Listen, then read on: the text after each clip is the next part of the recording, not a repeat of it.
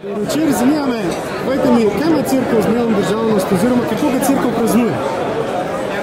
Ja, zato tako kot vsi kristijani smo državljani te države in se veselimo vsega tistega, kar je lepo, tudi naše samostojnosti, našega napredka, želi pa prispevati predvsem k temu, da bi ne bil napredek samo materialni, ampak tudi duhovni in predvsem v dobrih medsebojnih odnosih. Se vam kaj vračajo spomini 17 let nazaj?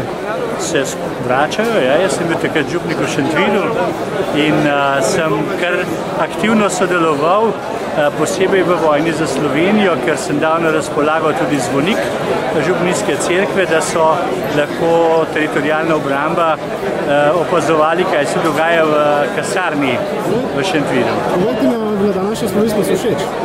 Lepo je bilo, ja, dobro, lepa režija, povezava med starim in novim in mislim, da nam je dal eno tako lepo razpoloženje.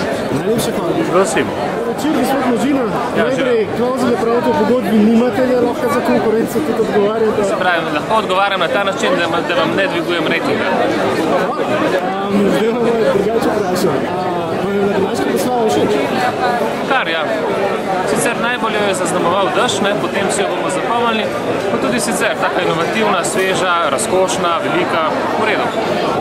Če se spominjate 17 let nazaj na ta dan? Veste, da sem imel to čas, da sem bil tukaj nekje pri Maxi Marketu na tej proslavi, ko smo pred 17 leti razglasili samostojno državo, slovensko državo. Spomnim se na takšno, kaj se je dogajalo, spomnim se tega vzdušja, ki je bilo med nami študenti super. Potem se še spomnite znanih besed. Danes čez zasanje, jutri pa realnost. Ja, res je, tudi to se spomnim. Najlepša hvala za to. Že v redu, srečno živo. Kaj vam pomeni današnji dan? Kako se ga spominjate 17 let nazaj?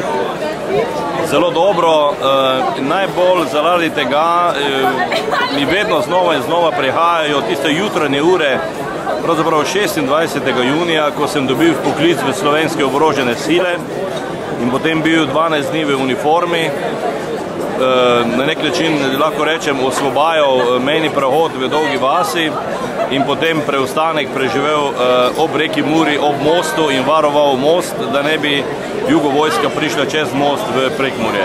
Zdaj nam še nekaj povejte, glede na to, da imamo 17 let staro državo, da še ni polnoletna, je to mogoče razlog za včasih nezrelo politiko vseh teh 17 let? Ja, gotovo, demokracija v Sloveniji je stara 17 let, mogoče kakšno leto več.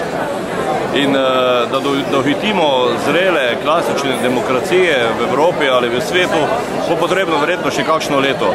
Ker pa se zelo hitro učimo in zelo hitro pridobivamo izkušnje, računam, da bomo resnično pri 18 letih tudi v smislu demokracije polnoletni.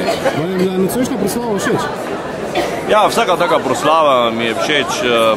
Je neko posebno sporočilo, predvsem v tem smislu, da moramo to našo Slovenijo, to našo domovino imeti bolj radi, kot jo imamo.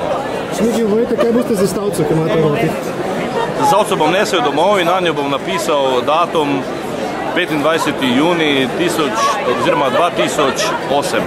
Najlepša hvala. Hvala tudi vam. Gospod Oven, dober večer. Zanima me, mislite, da je slovenska politika na trenutke tako nezrela, ker še nimamo polnoletne države?